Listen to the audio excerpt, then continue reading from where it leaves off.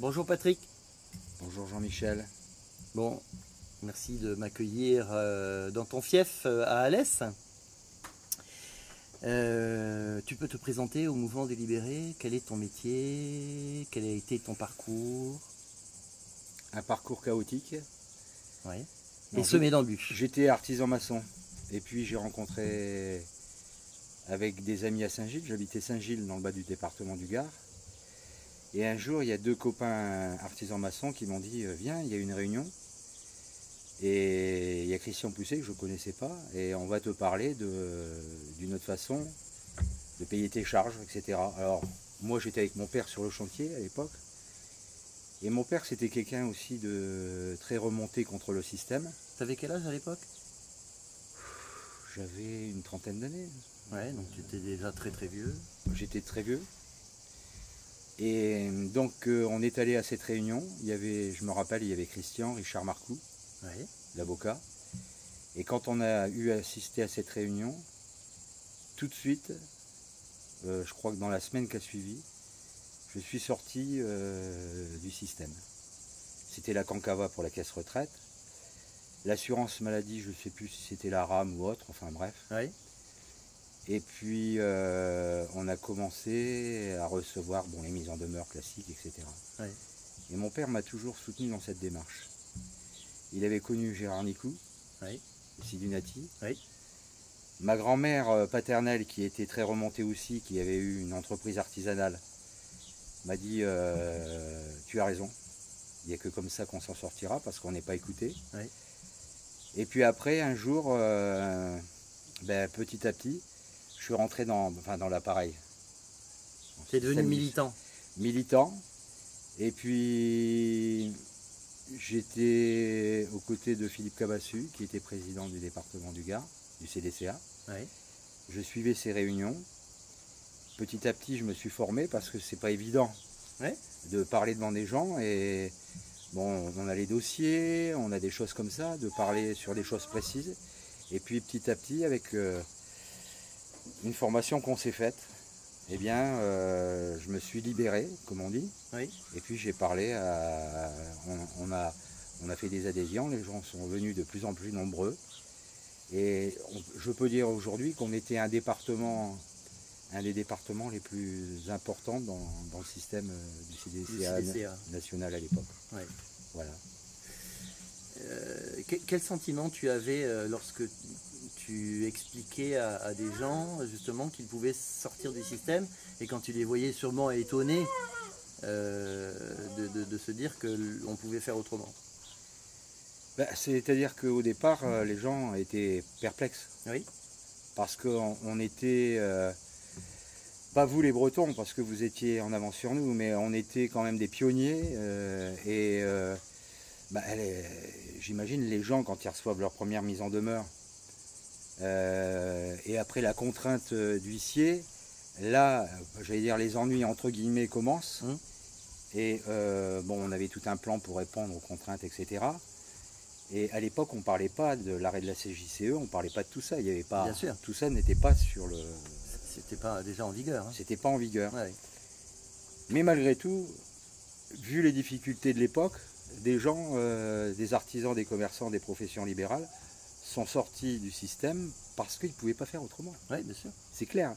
C'était ça, ou tirer le rideau, ou fermer la porte, et puis ne pas avoir de chômage, parce qu'on sait que les professionnels indépendants n'ont pas le droit au chômage. Ouais, mais... Et donc la famille éclatée, parce que c'est comme ça que ça se passe. Oui, et puis il y avait des drames. Hein. Il y avait des drames familiaux qui se préparaient. Oui, tout à fait. Et puis des gens qui...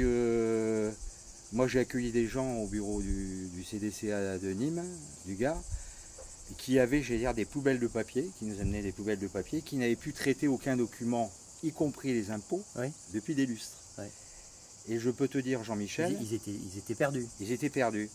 Et grâce à la force du CDCA, la force, la puissance du mouvement, une certaine cohésion que nous avions, on a pu, et je suis un témoin, mais je ne suis pas le seul témoin de l'époque, on a pu aller à l'URSSAF, on a pu régler des problèmes aux impôts, alors que certaines personnes disent ouais, mais les impôts on ne peut pas discuter. C'est faux. Oui, c'est faux. Ouais. On a pu enlever des pénalités, des majorations de retard sur des arriérés qui étaient vraiment important et assez ancien grâce à notre cohésion. Vous avez sauvé des vies. Et pour moi, j'en parle encore aujourd'hui, Ouais, t'as l'émotion. J'ai l'émotion. On le ressent. Mais tous ces gens-là, grâce à Christian Pousset, grâce à d'autres personnes, grâce à vous, on a pu les sauver. Et pour moi, ça reste les points importants. C'est le point le plus important de ma vie de syndicaliste. J'aime pas trop le mot, mais de militant. De militant, voilà. À cette époque-là, tu t'es rapproché vraiment de Christian Pousset. Oui. Vous êtes devenus amis. Alors, j'irais pas dire qu'on est devenus amis, mais on était assez proches. Christian, c'était un grand voyageur, il allait à droite à gauche, il voulait développer le mouvement. C'est quelque chose qui lui tenait à cœur. Et donc, après, on faisait nos réunions, mais on se réunissait 2 ou 3 fois par an pour discuter de ce qui allait pas. La stratégie, etc., etc. Nous, on était chargés dans nos départements de trouver les avocats qu'il fallait. Et d'ailleurs, les avocats et même des notaires, parce que j'ai été le premier, je crois, en France, je ne veux pas me jeter de fleurs, à avoir une permanence d'un notaire au bureau du CDCA du Gard. D'accord, ah oui, en effet. Voilà. Et puis, j'ai été aussi un des premiers à avoir une permanence à la Chambre de commerce et d'industrie d'Alès à l'époque.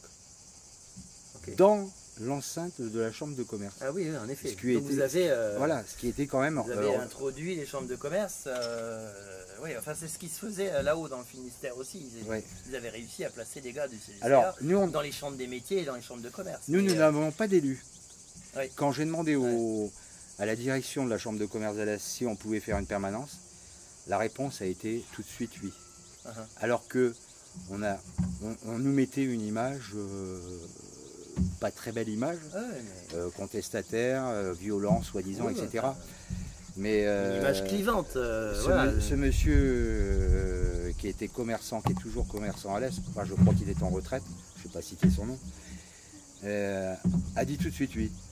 Donc il y a quand même des gens intelligents qui ont compris qu'il y avait une force qui se dégageait de tout ça et qu'il fallait l'écouter. Il fallait entendre ce qui se passait. Aujourd'hui, tu es caméraman, vidéaste. Oui. Je suis aussi artisan. Ouais. Oui. Tu es toujours à ton compte. Voilà. Alors je suis auto-entrepreneur. Ouais. Depuis 1 an, on fait des images aériennes, etc., etc. Mais enfin, je ne vais pas parler de ça. Non, mais... Et le statut d'auto-entrepreneur te voilà, convient. Le RSI, je le paye aussi, puisque de toute façon, quand je déclare en ligne, ce sont les premiers à retirer l'argent. Voilà. Bon, ben, de toute façon, le statut d'entrepreneur est un statut bâtard, tu ne peux pas faire autrement. Voilà. Voilà, exactement. Donc ça, c'est pas très grave. Voilà. Mais, bref. Patrick, merci. Tu as en face de toi donc la petite caméra, tu la regardes dans le fond des yeux et je voudrais que tu aies le dernier mot et que tu t'adresses à tous les libérés de France et à tous les anciens qui se sont battus aux côtés de Christian Pousset et qui ont mené le combat depuis des décennies. À toi la parole pour conclure cette conversation. Ben moi je voudrais dire une chose, c'est que il ne faut pas avoir peur. Il ne faut pas avoir peur de se libérer. Il ne faut pas avoir peur d'aller s'assurer dans l'Europe. Pour d'ailleurs, les directives européennes sont claires là-dessus. Donc on peut dès aujourd'hui, même depuis un certain temps, s'assurer ailleurs. C'est nécessaire. Les charges en France sont trop lourdes. Tout le monde le répète, mais personne, à la télévision je parle, ne donne la solution. Il n'y a que quelques journalistes qui sont intègres qui en parlent. Et je te remercie Jean-Michel aujourd'hui de m'avoir laissé la parole. On est encore vivant. Nous aussi on a eu une assurance en Angleterre à l'époque qui a très bien fonctionné et qui fonctionne très bien encore aujourd'hui.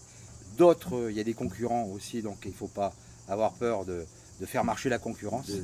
Bien sûr, de mettre en concurrence et les vous serez correctement assuré, parce que moi je ne suis pas assureur, mais je sais qu'il n'y a pas de souci de ce côté-là. Le code des assurances, c'est quand même quelque chose de très sérieux.